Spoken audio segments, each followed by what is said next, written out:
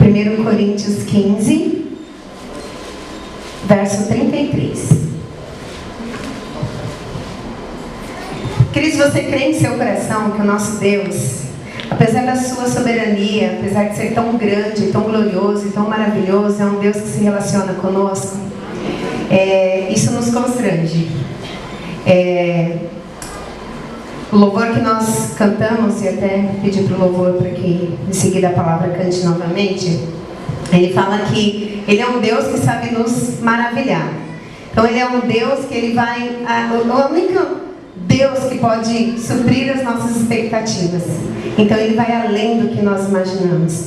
A nossa mente ela é tão limitada, e a palavra do Senhor mesmo diz assim, que nós nem sabemos pedir como convém. E aí ele, sabendo disso, ele nos manda o Espírito Santo para interceder por nós com gemidos inexprimíveis, né?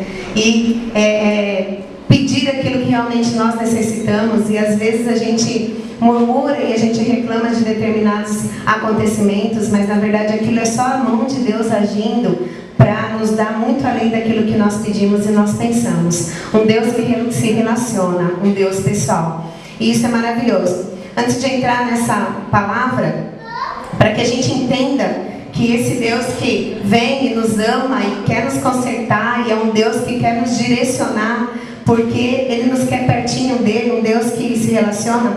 Ontem no final do culto lá no Mandaqui, eu estava conversando com a Andresa e o Cristiano, acho que é isso, né? Cristiano, um moço que é do louvor, e a esposa dele. E a gente estava falando sobre esse amor de Deus que nos constrange. Como pode o Criador do universo... E eu sempre digo que existem algumas coisas que me fazem enxergar demais Deus. E uma dessas coisas é o mar.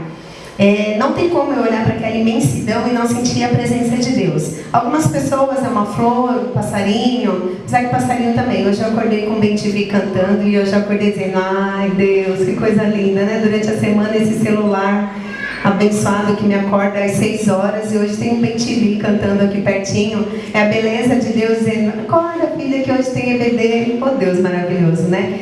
E um Deus que se relaciona. E o mar é um desses que me deixa encantado, porque eu olho para aquela imensidão. E aí o Senhor nos presenteia ainda com louvor que diz, o dono desse mar também é meu dono. Então a gente olha para aquela imensidão e diz assim, cara, como Deus é lindo, como Ele é maravilhoso. Ele é o dono de toda essa imensidão. E ainda decide se relacionar com uma potivarzinha, com um baianinho, com um paulistinha, com um sei lá qualquer, onde você nasceu. Mas é um Deus que decidiu se relacionar com a gente, e isso não tem preço, isso nos emociona.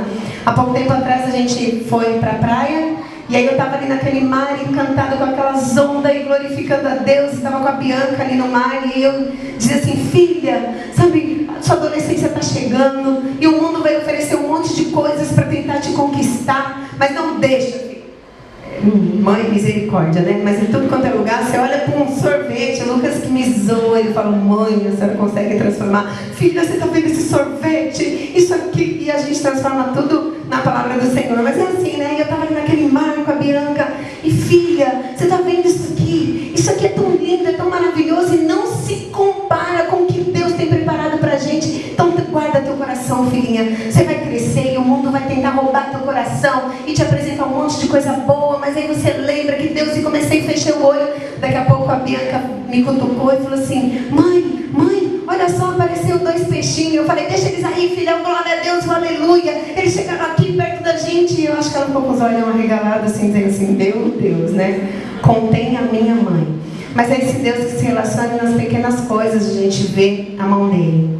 Eu me lembro que há 2 anos atrás, se eu não me engano, eu estava na cozinha, véspera de viajar para Santa Catarina, para ministrar lá no Congresso de Mulheres. E eu estava tão encantada com tudo que Deus estava fazendo. Eu sou meio boba assim mesmo de me encantar com as pequenas coisas, né? Eu lembro que eu tinha comprado 2 malas novas. Ai, que ser retardado, né? Mas glória a Deus. Eu tinha comprado 2 malas novas e eu estava tão emocionada com aquelas malas, porque eu me lembrei que a última viagem que eu tinha ido para Santa Catarina foi às pressas, porque tinha acontecido aquele episódio com o pastor Ricardo. Então assim, a gente chegou do culto, comprou as passagens correndo, na segunda-feira a gente estava saindo, e naquele desespero assim de pegar mala correndo e pegar bolsa assim, e socar tudo na mala assim, eu peguei a minha mala antiga e eu não percebi que as rodinhas ficaram para trás. Então você pensa aquele ser andando no aeroporto assim, forçando a mala assim, porque não dava para carregar. Peguei uma bolsa toda desberenguendada que estava soltando o negócio. Você vê o desespero que a gente foi. Quando nós chegamos no hospital, a missionária Silvana olhou pro pé dela e começou a rir. E aí ela me cutucou assim e falou: Jane, desde São Paulo até Santa Catarina, o dia inteiro a senhora Silvana estava com uma sandália de um pé e uma sandália de outro.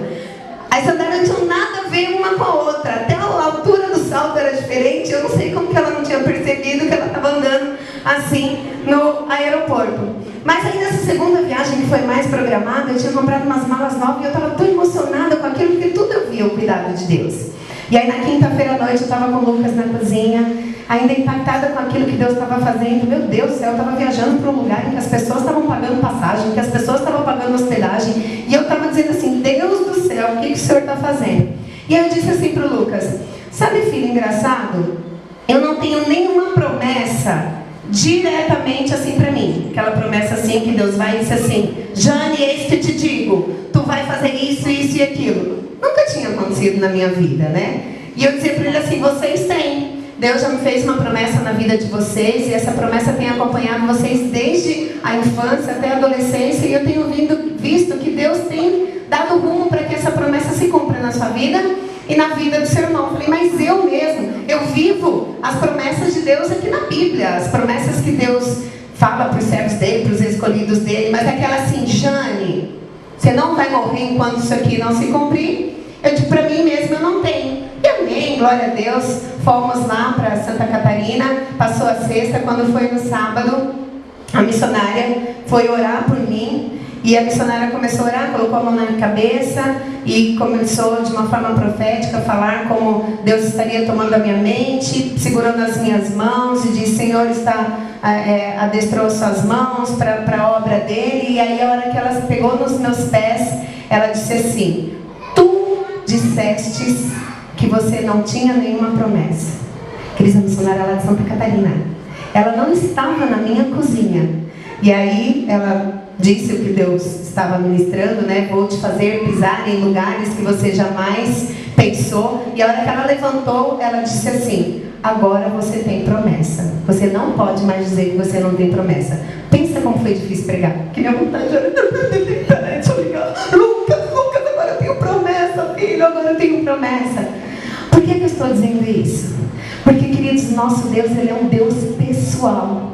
A Bíblia diz que Ele fala ao nosso respeito no céu. O céu conversa ao nosso respeito. Que Deus, Ele sente saudade da nossa adoração. Você já parou para pensar nisso? Um Deus que nos chama pelo nome, que nós não somos um número, mas Ele diz assim: olha, eu sinto falta de você, eu quero você, a sua adoração é única, você é único na minha vida, e isso não tem preço. E é esse mesmo Deus que hoje quer nos dar uma orientação.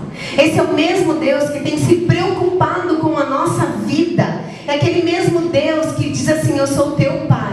E como um bom pai orienta o teu filho, hoje eu tenho uma orientação para você. Por isso eu quero que você acompanhe comigo essa leitura de 1 Coríntios, capítulo 15, verso 33. Se você quiser acompanhar aqui a leitura, assim nós ficamos com a mesma tradução. Diz assim: não vos enganeis, as más conversações corrompem os bons costumes. Se você tiver a NVI, eu não sei como está na linguagem de hoje, eu acredito que essa aqui é João Ferreira de Almeida, atualizada. Mas se você tiver a NVI, ela vai trazer assim: não vos enganeis, as más companhias, elas corrompem os bons costumes. E a gente pode pensar o seguinte: a Bíblia é o livro de maior sabedoria da face da terra. E Paulo, a hora que ele diz isso, ele está trazendo um provérbio, que era um provérbio grego, justamente para tratar aquelas pessoas de Coríntios, e dizendo o seguinte: olha, o provérbio de vocês já vos lembra isso, que as más companhias, elas corrompem os bons costumes. Se você ler o livro de 1 Coríntios todinho, Paulo está advertindo eles o seguinte: olha, vocês receberam uma palavra genuína, mas toma cuidado, porque estão vindo religiosos. Olha, toma cuidado, porque estão vindo pessoas para deturpar tudo aquilo que foi ensinado. E toma cuidado, porque levar. Toma cuidado, e aí você vai ver orientações sobre a Santa Ceia, você vai ver uma porção de orientações.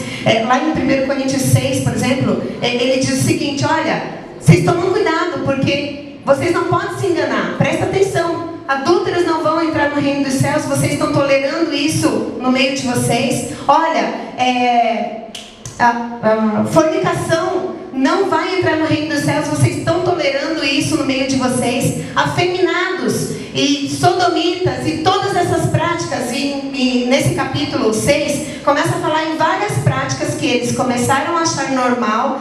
E Paulo diz o seguinte: presta atenção, a palavra de Deus, ela não muda. O Senhor não aceita essas coisas. E justamente por aceitarem no meio de vocês essas más conversações, vocês estão tendo a palavra genuína sendo corrompida no coração de vocês. E hoje, de uma forma muito forte, o Senhor falou a respeito disso comigo. Porque existem certos períodos da nossa vida, querido, isso é todo ser humano, que nós ficamos mais vulneráveis. Principalmente quando a gente está passando por muita luta e por muita tempestade. Quando está vindo um monte de enfermidade, aí daqui a pouco você bate o carro, aí daqui a pouco o desemprego bate a tua porta. Em nome de Jesus, gruda com pessoas que são mais apaixonadas por Cristo, que podem orar por você e alimentar a sua fé. Porque se você estiver perto de pessoas que não têm Cristo, o conselho deles, duas situações na Bíblia de conselhos que destruíram vidas e que destruíram até nações. O primeiro deles está relatado no livro de 1 Reis. Esse é o de Reis? Vai o próximo. O primeiro deles a gente vai encontrar em 1 Reis 12, do 4 ao 11. A gente vê o conselho que Roboão, filho de Salomão, ele teve. Nós sabemos, a gente conhece a história de Israel. Davi foi aquele mega rei que conquistou todas as coisas. Depois de Davi veio Salomão, e no reinado de Salomão, Israel viveu o tempo áureo. Foi o tempo em que eles foram mais ricos, foi o tempo em que eles conquistaram mais coisas. Porém, Salomão passou e Roboão, seu filho, assumiu o trono. Quando Salomão assumiu o trono, um representante, Jeroboão, veio pedir com que Roboão ele diminuísse os impostos, porque estava muito pesado.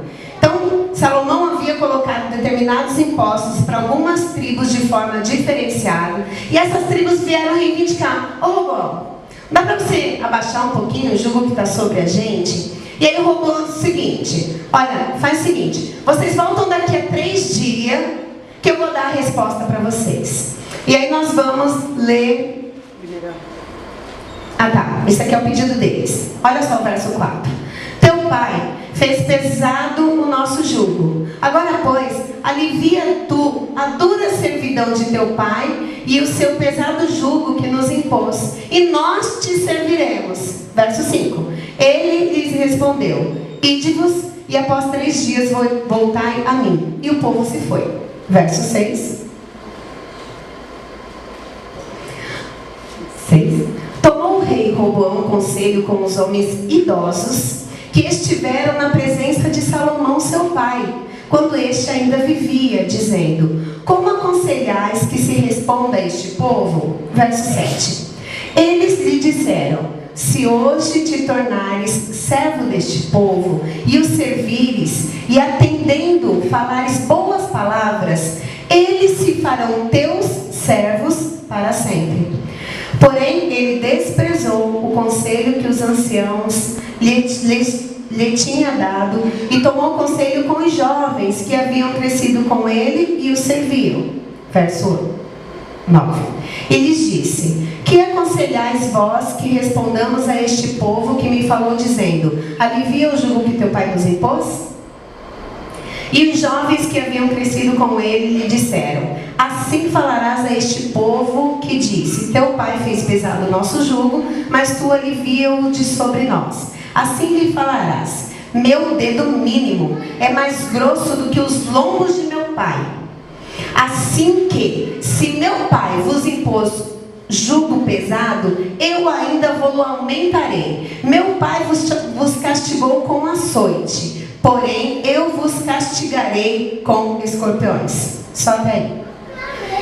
Roboão, ele tinha 2 opções: se aconselhar com os anciãos mais experientes, que também eram conselheiros de Salomão, e olhar para todo o sucesso do reinado do seu pai, e se aconselhar com os jovens que haviam crescido com eles e não tinham experiência nenhuma. Vocês conseguiram entender e ver a diferença desses dois conselhos? Roboão, além de seguir o conselho dos jovens, ele alimentou a sua vaidade. Ou seja, vou botar medo nesse povo e vou mostrar para eles quem manda aqui e tentar mandar com um grito. Eu não sei quantos aqui conhecem a história de Israel, mas após essa atitude de Roboão, 10 tribos se rebelaram e seguiram Jeroboão, e 2 tribos ficaram com Roboão. Os nomes são muito parecidos, confunde, né? Ficaram com Roboão. Iniciou-se aí o período de destruição de Israel. Reino dividido, reino assolado, eles se tornaram inimigos entre si. Satanás encontrou brechas e brechas abertas. O povo inimigo destruiu primeiro o reino do norte, depois destruiu o reino do sul. E aí a gente já conhece toda a história. Eles foram levados para o cativeiro por conta de um mau conselho, num período em que não se sabia qual decisão tomar. A outra história que nós vamos ver aqui está em 2 Samuel capítulo 13, talvez seja ainda mais dolorosa da gente ver. Mas más companhias e maus conselhos que roubam a nossa paz e sugam de nós aquilo que nos é semeado e aquilo que nos é plantado. Queridos, nós vemos para o culto e aqui nós somos alimentados da palavra de Deus. Se nós não vigiarmos com quem nós andamos lá fora, é como se fosse sanguessuga que grudasse assim na gente, e depois você para e pensa o seguinte: por que eu estou fraco? Por que eu não estou conseguindo orar? Por que eu não estou conseguindo? E a gente vê uma espécie de sanguessuga, literalmente, que olha para o jovem e diz assim: eu não acredito que você não fez nada esse final de semana. Mano, eu fui pra balada, e eu fiz isso, e eu fiz aquilo. Você não tem nada para contar. E você não sei o quê. E você está perdendo a sua vida dentro da igreja. E você, olha, o tempo está passando e você não faz nada na sua vida. E aquilo vai ficando, e aquilo vai ficando, e aquilo vai minando. Para os homens, é aquele negócio: meu, você só tem uma mulher. Que é isso? Que absurdo. A gente só tem uma vida para viver. Você vai gastar sua vida só do lado de uma mulher. Olha só, dá uma olhada naquela mulher. Olha a mulher que está passando ali. Olha não sei o quê. Mulheres. Quer brincar, né? Em salão de cabeleireiro. Cadê a Jussi? Tem a Jussi que é cabeleireira aqui. Mas conversinhas em salão de cabeleireiro, principalmente salões de cabeleireiro que não são de servos do Senhor. Cadê? Não tem o Rogério aqui. Tem mais aqui que é cabeleireiro. Eu estou citando salão de cabeleireiro, mas não é só salão de cabeleireiro não, tá, gente? Em tudo quanto é lugar. Mas eu sei porque eu já fui em determinado salão de cabeleireiro, assim, de você sentar assim e você até ficar... Porque as conversas só Jeová giria na causa. E são conversas mesmo absurdas, que não são dignas nem ser contadas no altar. Mas eu sei que a maioria de vocês conhece. Seja em trabalho, na empresa onde você trabalha. Talvez na sua cabeça está passando exatamente um filme. Não, e é o tempo todo, e é sexta-feira. Como é o nome daquele negócio que gostam de fazer sexta-feira depois do trabalho? Happy hour. Isso aí, não, vamos lá. Não, imagina. Sou uma mulher casada, isso não me pertence. Não, imagina, eu sou um homem casado. E aí no primeiro você vai falando não, só que é o tempo todo ali. Não, vamos. E aí tem aquela palavrinha linda, aquela palavrinha que encaixa em tudo quanto é lugar, que é aquela palavrinha chamada nada a ver. Essa palavra é incrível, né? Ela encaixa tudo quanto é lugar. Meu, nada a ver. Não tem problema, vamos lá. Não tem nada a ver. Ó, você toma Guaraná enquanto a gente toma cerveja e não tem nada a ver. Mas conversações que vão roubando e que vão minando. E se o Espírito Santo de Deus vem nos alertar hoje, é porque Deus diz o seguinte: olha, tem muita gente que está andando muito perto do abismo. E o tempo todo ele está acreditando que não vai cair. E tem muita gente andando o tempo todo perto do abismo. E o Espírito Santo está dizendo assim: toma cuidado. As más companhias, elas sugam, elas roubam tudo aquilo que está no seu coração, minam as suas forças e te sugam. Existe uma ilustração a respeito, tem muito tempo que eu li, então não sei se eu vou lembrar ela precisamente, mas me parece que era um rei que ele precisava contratar um cocheiro.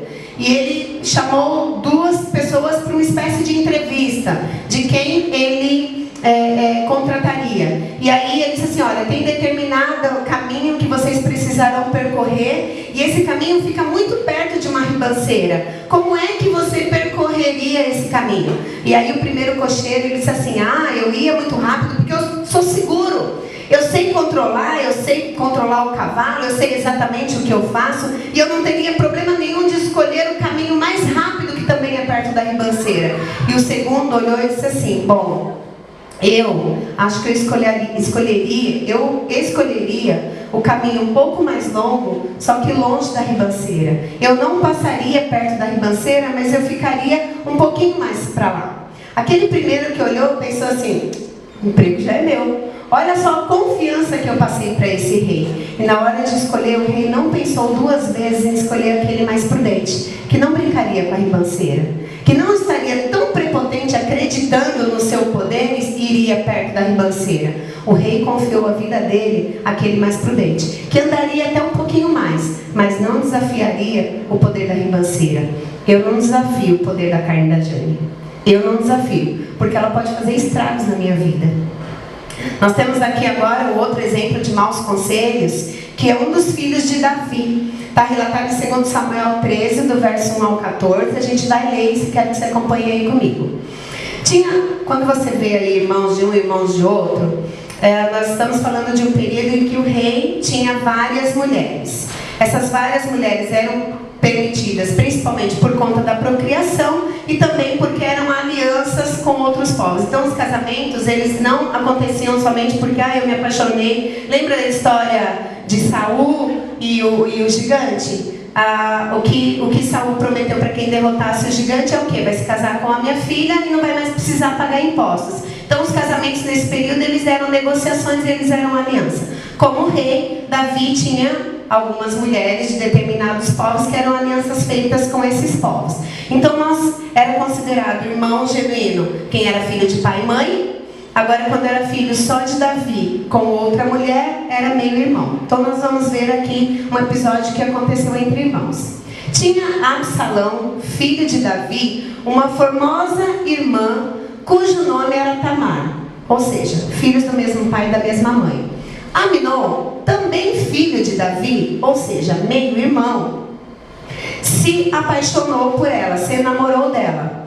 E angustiou-se Aminon por Tamar, sua irmã, a ponto de adoecer, pois sendo ela virgem, parecia-lhe impossível fazer-lhe coisa alguma, inclusive pedir para o seu pai a mão de Tamar em casamento. Tinha, porém, Aminon um amigo, entre aspas, cujo nome era Jonadab, filho de Simeia, irmão de Davi. Ou seja, Jonadab era seu primo. Jonadab era um homem muito sagaz. E ele lhe disse, por que tanto emagreces de dia para dia, ó filho do rei? Não o dirás? Então lhe disse Aminon, eu amo Tamar, irmã de Absalão, meu irmão. Disse-lhe Jonadab, deita-te na tua cama e finge-te de doente, pois vendo-a eu preparar-me a comida, comerei de sua mão. Verso 6. Presta atenção. Olha que o conselho que ele deu foi assim, só se finge de doente, assim sua irmã vai poder ficar pertinho de você. Olha o verso 6. Deitou-se, pois, Aminon e fingiu-se de doente. Vindo o rei visitá-lo, Aminon lhe disse, peço-te que minha irmã Tamar venha e prepare 2 bolos à minha presença, para que eu coma de sua mão. Então Davi mandou dizer a Tamar em sua casa, vai à casa de Aminon, teu irmão, e faça-lhe comida. Foi Tamar à casa de Aminon, seu irmão, e ele estava deitado. Tomou ela a massa e amassou e fez bolos diante dele e os cozeu. Tomou a assadeira e virou os bolos diante dele, porém ele recusou comer. Disse Aminon, fazei retirar a todos da minha presença. E todos, no caso os servos, se retiraram. Então disse Aminon a Tamar, traze a comida à câmara, e eu comerei da tua mão. Câmara é um quarto fechado, estendido, que fica um pouquinho mais atrás de onde ficam os servos. E comerei da tua mão. Tomou Tamar os bolos que fizera e os levou a Aminon, seu irmão, à câmara. Quando lhe os oferecia para que comesse, pegou-a e disse-lhe, vem e deita-te comigo, minha irmã. Porém ela lhe disse: não, meu irmão, não me forces, porque não se faz assim em Israel. Não faças tal loucura. Porque aonde iria eu com a minha vergonha? E tu serias como um dos loucos de Israel. Agora, pois, eu te peço que fales ao rei, porque ele não me negará a ti. Porém, ele não quis dar ouvidos ao que ela lhe dizia. Antes, sendo mais forte do que ela, forçou-a e se deitou com ela. Só até aí. Amnão, ele estava vivendo um período de debilidade emocional. E um mau conselho alimentou algo muito ruim no coração de Amnão. E esse mau conselho trouxe destruição para a vida de Amnão. Se você continuar depois da narrativa, você vai perceber que Amnão se conscientizou do que ele tinha feito e ele expulsou Tamar de lá. Como era um costume ali de Israel, as moças virgens, elas tinham uma túnica colorida. Quando elas perdiam a sua virgindade, elas não podiam mais usar essa túnica. Então Tamar rasgou a sua túnica depois de ser estuprada pelo seu próprio irmão. Ela rasgou a sua túnica e colocou cinza na sua cabeça. No caminho ela encontrou com Absalão. Quando Absalão ficou sabendo o que Amnon havia feito com a sua irmã, uma ira muito profunda entrou no coração de Amnon. E ele no coração de Absalão, e como vingança, tempos depois, Absalão matou Amnon. Um mau conselho dito num tempo de vulnerabilidade. E sabe o que é engraçado? É que o mau conselho de más conversações, de pessoas que não têm compromisso com a palavra, ele vem da seguinte forma: porque se alguém chegasse para Jonadab e dissesse assim: Jonadab, pelo amor de Deus, como é que você dá um conselho desse para Amnon? Olha a desgraça agora que aconteceu. Eu fico imaginando a cena de Jonadab dizendo o seguinte: mas eu não mandei ninguém estuprar ninguém. Isso aí é coisa dele. A única coisa que eu falei foi o seguinte: pede para ela fazer o bolo, porque ele estava sofrendo demais, ele estava emagrecendo. Era só para ele poder comer do bolo e ficar um pouquinho perto dela. Eu jamais imaginava que algo tão ruim ia acontecer. Você já percebeu que as más conversações, elas chegam assim? Era exatamente assim que Satanás fazia o tempo todo. Satanás, desde lá de Adão e Eva, ele sempre usou a mesma estratégia. Aquilo que corrompe o nosso coração, aquilo que nós estamos mais suscetíveis, é aquilo que ele vai nos oferecer. E aí depois que ele vê a gente todo melado, todo borrado de comer do manjar dele, ele olha e diz assim: nossa, que absurdo! Como é que você está todo borrado com esse manjar? É assim que Satanás faz. Satanás, ele prepara o manjar e depois ele é o primeiro a escancarar o escândalo. Você percebeu que é assim que ele sempre fez? Isso sempre foi assim que ele agiu. Mas aí o nosso Deus, que nos ama tanto, que nos cuida tanto, que nos zela tanto, que vem e nos alerta e diz assim: olha, nós estamos o tempo todo cercados de Jonadab. Nós estamos o tempo todo cercados de pessoas que não têm a mesma convicção que a nossa, que não têm a mesma palavra que a nossa, que não têm a mesma visão que a nossa. E nós precisamos selecionar o que é que nós escutamos. Mas sabe o que às vezes dói no meu coração? É que às vezes somos nós a boca desses Jonadabs. É que às vezes somos nós aquele que não se policia. Às vezes somos nós o irado da situação e não os pacificadores. E lá no Sermão do Monte, o Senhor disse assim: olha, os pacificadores serão chamados de filhos de Deus. Mas muitas vezes somos nós que emprestamos a boca de Satanás para causar esses conflitos e essas situações. Muitas vezes somos nós dentro da igreja que somos aqueles que põem lenha na fogueira, que somos aqueles que pilhamos, que somos aqueles que convidamos, que somos aqueles que nos permitimos ser usados pelo maligno. Eu me lembro uma vez, um certo casal que nós fomos aconselhar, e o casal ele disse o seguinte: durante muito tempo nós estávamos andando com um determinado casal, mas eles são, todo mundo aqui conhece a palavra tribuloso? Conhece, vai gente? Atribulado, tribuloso, conhece, né? Porque às vezes dizem que é um linguajar nordestino, mas não é. E aí eles dizem assim: eles são tão atribulados que eles estão o tempo todo falando pra gente dos defeitos da igreja. E eles estão o tempo todo falando mal de todo estão o tempo todo só falando a respeito de defeito.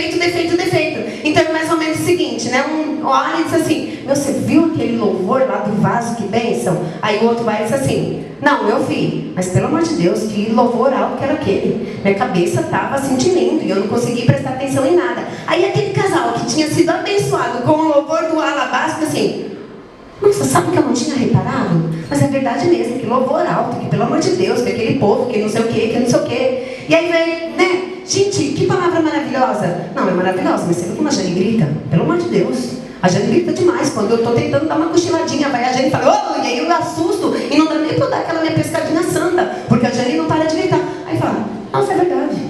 Eu achava que a palavra tinha sido a mesma, mas eu nunca tinha parado para pensar como que a Jane grita. Você percebeu que é assim? Vai roubando e vai minando. E eu me lembro que esse casal disse o seguinte pra gente: nós começamos a perceber que até entre nós começamos a brigar.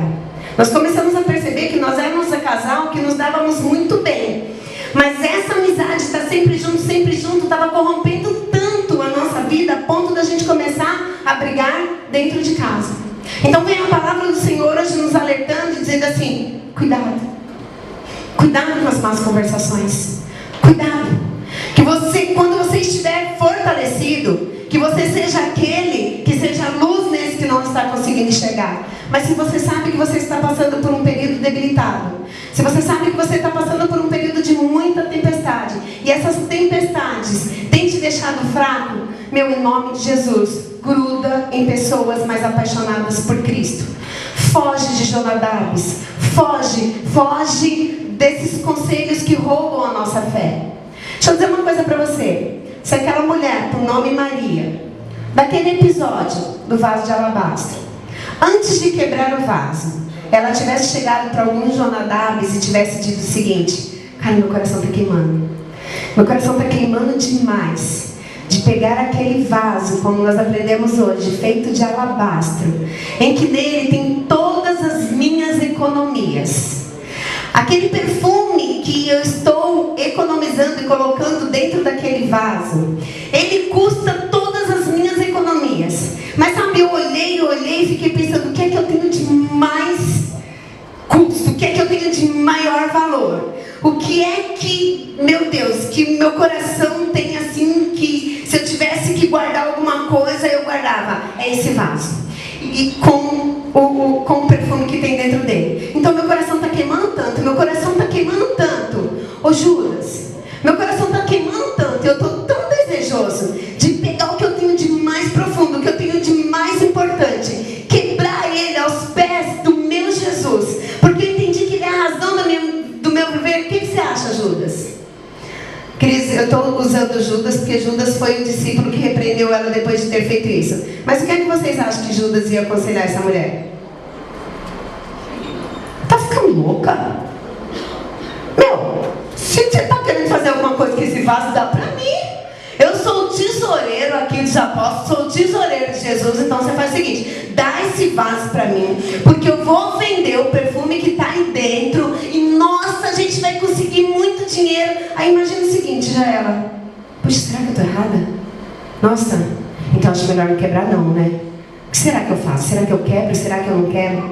Queridos, se essa mulher tivesse consultado alguns Jonadabes, tivesse consultado alguns Judas, nós jamais teríamos essa passagem tão gloriosa que nós vemos aqui na Bíblia. Nós não estaríamos cantando esse louvor. Mas como essa mulher não teve Jonadabes na vida dela, como essa mulher não teve más companhias, como essa mulher não teve más conversações, ela quebrou aquilo que ela tinha de mais sagrado, ela quebrou aquilo que tinha de mais importante, e mesmo sendo repreendida pelo discípulo, ela pôde ouvir a voz de Jesus dizendo o seguinte: presta atenção.